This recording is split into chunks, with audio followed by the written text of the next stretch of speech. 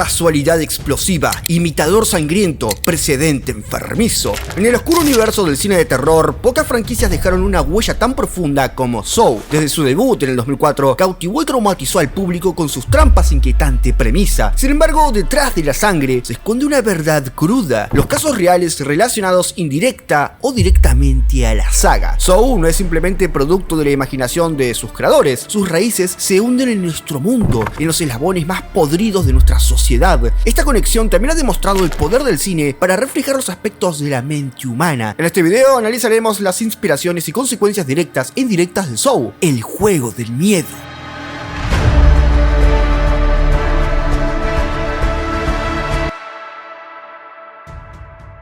En uno de los extras del DVD de Saw Parte 2, James Wan, el director, y Leigh Whannell, el guionista, comentan cuál fue la historia que los inspiró. Se trataba de un hombre que se metía a la casa de los vecinos de un pueblo en Australia y se metía a husmear en el cuarto de los menores. Después simplemente desaparecía sin dejar rastros. Este sujeto habría dejado cartas informando que actuaba sometido bajo la influencia de un tercero. The creepiest thing I'd ever heard, and at the age of 17, living on my own without my family around me, I was so frightened.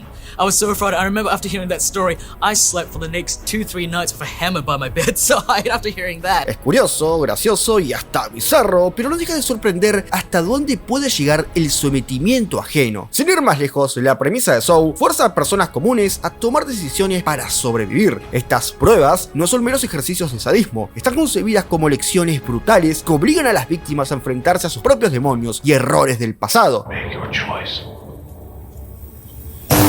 Sin embargo, todo esto esconde un telón de fondo que tiene bastante que ver con nuestro mundo tal y como lo conocemos. La fórmula, que combina el terror visceral con un componente psicológico fuerte, capturó la imaginación del público desde el primer momento. Saw no solo asustaba a la audiencia, la desafiaba a cuestionarse qué harían ellos mismos en estas situaciones. Y esto también llamó la atención de mentes macabras. Pero, ¿cómo? A eso vamos. El cronómetro ha empezado a descontar, tenés tan solo unos segundos, y vos decidís si quedarte o morir en el intento.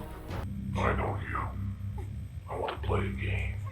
Viajemos a un año antes del estreno de la primera película, por lo que podemos decir que este caso no estuvo inspirado por la saga, sino que más bien fue producto de la casualidad, pero una casualidad que dejó en evidencia el germen de una semilla ante la que incluso la ficción palidece. En 2003, Pensilvania fue escenario de un crimen que parecía sacado de Saw. Brian Wells, un repartidor de pizza de mediana edad, se encontró en el centro de un plan macabro que desafiaría los límites de la crueldad y las habilidades de las autoridades para detenerlo. Lo que parecía ser un día común en su vida laboral se convirtió en una pesadilla horrenda. Delivery man Brian Wells was killed in a bizarre crime. It ignited a federal investigation. El 28 de agosto, Wells entró al banco PNC armado con un bastón modificado que también funcionaba como escopeta. Pero lo más impactante no era su arma, sino el dispositivo explosivo que llevaba sujeto al cuello, un collar bomba. Wells afirmó que había sido obligado a cometer el robo y que, si no conseguía el dinero, el explosivo detonado a control remoto acabaría con su vida.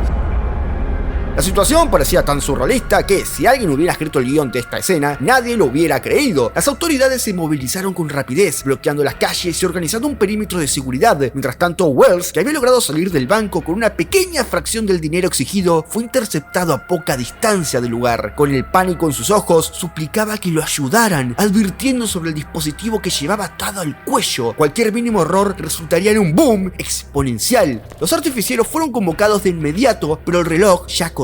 El tiempo y la tensión aumentaban con cada segundo. Las preguntas sobre la culpabilidad de Wells quedaban suspendidas, mientras los oficiales intentaban entender si estaban ante una víctima atrapada en una trampa mortal o un delincuente cómplice de algo más grande.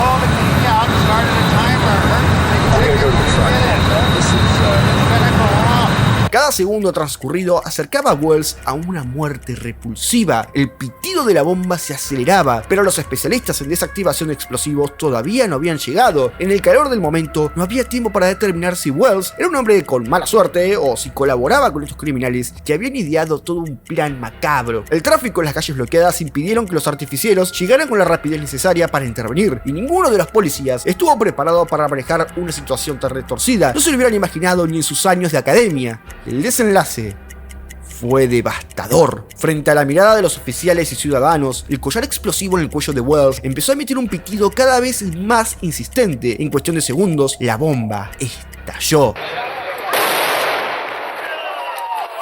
El horror dejó una marca imborrable en la comunidad y en las autoridades que presenciaron su final. La investigación posterior reveló un complot tan maquiavélico como siniestro. Marjorie Dale Armstrong, una mujer considerada muy inteligente pero afectada por trastornos mentales, emergió como el monstruo detrás del crimen. Junto a su cómplice y expareja Williams and Ronstein, orquestaron una serie de eventos que culminaron con la tragedia de Wells. Aunque las autoridades lograron arrestar a los responsables, el caso dejó muchas preguntas sin resolver, en especial sobre la participación de Wells en esta locura. ¿Fue simplemente una víctima o estuvo involucrado desde el principio? En fin, sigue sin saberse. El caso del bombardero de la pizza desafió la imaginación, llevando los horrores de la ficción a nuestro mundo tal y como lo conocemos. Este crimen ya había anticipado las pesadillas que más tarde dominarían la pantalla en Saw, tan solo un año después, en el 2004. Pero mientras las películas terminan cuando las luces se encienden, este crimen nos recuerda que el mal verdadero no tiene final.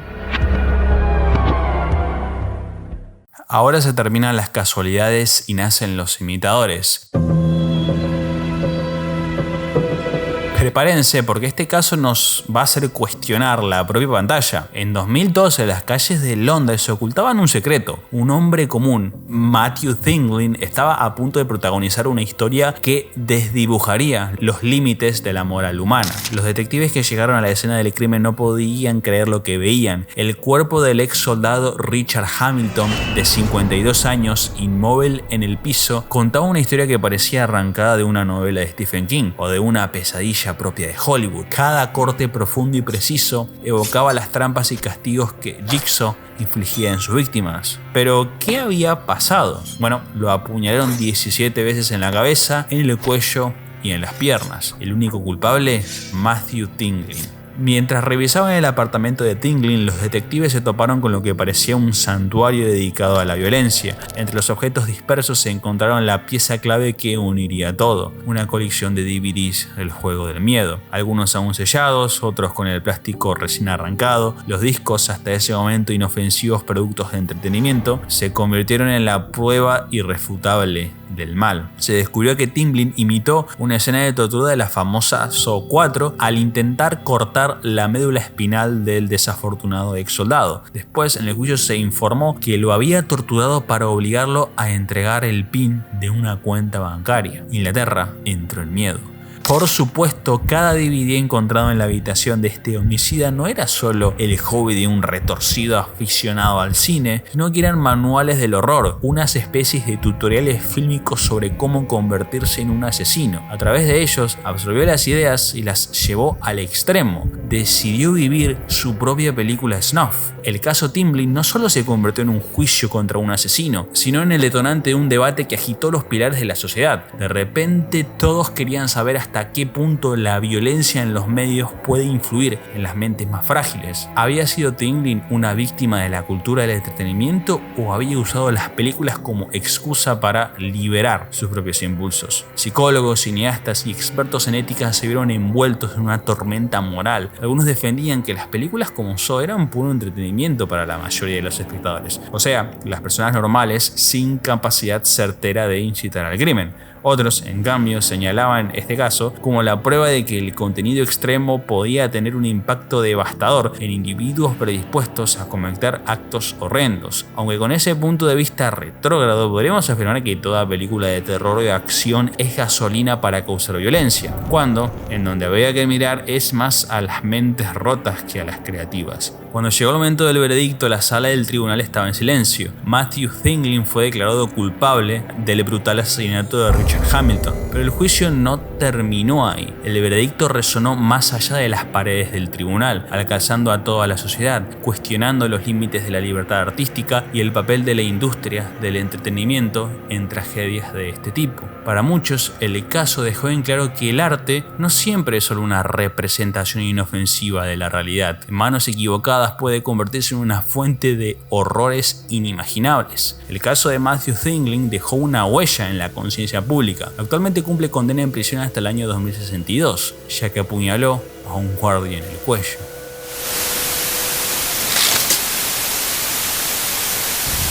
Ahora nos toca viajar en el tiempo, mucho más al pasado. Este es un caso similar al primero, salvo que más aterrador. Sí, si un pisero con un collar bomba no fue lo bastante turbio, ajustense los cinturones y compren pañales. Antes de que las trampas letales de Jigsaw capturaran al mundo y marcaran una era, un hombre en Nuevo México ya estaba marcando a otros. Entre los 80 y los 90, David Parker Ray, conocido como el Toy Box Killer, es decir, el asesino de la caja de juguetes, demostró que la realidad puede eclipsar incluso las ficciones más turbulentas. Ray convirtió un remolque de carga en su infierno personal. Su caja de juguetes no era un simple sadismo de la tortura, era un universo de dolor meticulosamente diseñado. Cada rincón de su caravana estaba impregnado de crueldad, con instrumentos que hacían dudar si la maldad alguna vez tuvo límites. Grilletes colgaban de las paredes, dispositivos eléctricos acechaban desde las sombras y jeringas llenas de sustancias desconocidas aguardaban para despojar a las mujeres de cualquier sentido. Porque sí, él era un cazador de mujeres. Además, también había elaborado cerraduras y poleas para evitar que sus cautivos escaparan. Había un espejo montado en el techo, encima de la mesa la que ataba a sus víctimas para que pudieran verse, porque él deseaba que ellas se vieran. Este mundo de sufrimiento en el que Ray era el maestro absoluto parecía un preámbulo directo de las trampas y castigos que años después invadirían las salas de cine con Saw. Sin embargo, la diferencia era clara. Lo que Jigsaw representaba como ficción, Ray lo ejecutaba como una macabra realidad. La verdadera magnitud de estos crímenes siguen siendo un gran misterio, pero varias víctimas fueron identificadas y se sospecha que otras cayeron en sus manos, aunque todavía no se sabe del todo. Repasemos algunas. Billy Ray Bowers desapareció en 1988 de Phoenix, Arizona, y su cuerpo fue encontrado en el 89 en el lago Elephant Butte, Nuevo México. Se cree que Ray lo asesinó debido a conflictos personales. Jill Susan Troya, vista por última vez en 1995 en Albuquerque. Se sospecha que Ray estuvo involucrado en su desaparición. Sylvia Mary Parker, una mujer sin hogar que desapareció en el 97 y se cree que fue torturada durante días antes de ser completamente asesinada por Ray. Kelly Garrett, identificada en un video de 1996, sobrevivió a 2 días de tortura completa. Cynthia Vigil, secuestrada en el 99, logró escapar después de 3 días de cautiverio, lo que llevó al arresto de Ray. Cuando se descubrió la verdad en 1999, las autoridades se enfrentaron a un monstruo que jugaba no solo con los cuerpos, sino también con las mentes. Ray había perfeccionado un método para manipular a sus cautivas no solo físicamente, sino psicológicamente. Los fármacos que administraba las sumían en un estado de confusión, dejando sus recuerdos fragmentados, difusos y casi imposibles de reconstruir. Quienes lograron sobrevivir emergieron de esa caja de juguetes como sombras de lo que alguna vez fueron, luchando por armar un relato coherente de las atrocidades sufridas. Los investigadores, por su parte, se encontraban perdidos en un laberinto sin muchas pruebas, sin cuerpos, sin rastros claros y con escenas de crimen limpiadas. El caso parecía interminable, un rompecabezas en el que cada pieza estaba manchada de sangre. Pero por suerte, la caída de David Parker Ray comenzó el 22 de marzo del 99, gracias al valiente escape de la que hemos mencionado, Cynthia Vigil. Después de 3 días de cautiverio y tortura, Vigil aprovechó un momento en el que Ray estaba ausente y Cindy Handy, la cómplice que él tenía, había dejado accidentalmente unas llaves al alcance de ella. En un acto de desesperación y coraje, Vigil logró liberarse de las cadenas, luchó contra Handy, llegando a apuñalarla en el cuello con un picahielos y escapó del remolque vistiendo solo un collar de esclavo y cadenas. Corriendo por las calles en búsqueda de ayuda, fue recibida por un vecino que llamó inmediatamente a la policía. Este escape dramático, bien de película, condujo a las autoridades directamente al remolque de Ray, desenmascarando años de crímenes ocultos. La policía lo arrestó a él y a su pareja, poniendo fin a este reinado del terror. La valiente acción de Vigil no solo aseguró su propia libertad, sino que también abrió la puerta a una investigación que revelaría la verdadera magnitud de todo lo perpetrado por el Toy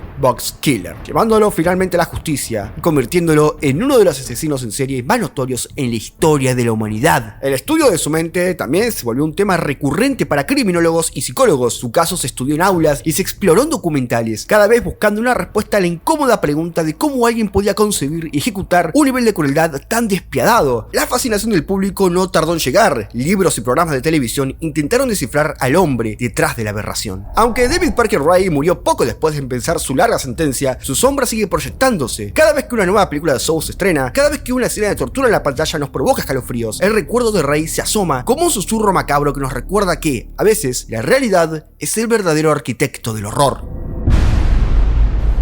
La marca indeleble que Saw ha dejado en el cine va más allá del mero entretenimiento, toca las fibras más profundas de la psique humana, cautivando generaciones de espectadores mientras también reflexionan sobre la influencia del arte. La saga demostró que la línea entre la del cine y la realidad es más delgada de lo que a veces creemos, y que cruzarla puede tener grandes consecuencias. Mientras la franquicia sigue expandiéndose con una próxima Saw 11, una pregunta persiste: ¿cuál será la siguiente mente macabra que se siente inspirada? Tened cuidado en la sala de cine, nunca sabés quién es realmente ese extraño que tienes una fila adelante o una fila por detrás, junto a vos, en la oscuridad de una sala apenas iluminada por un proyector de sueños y pesadillas.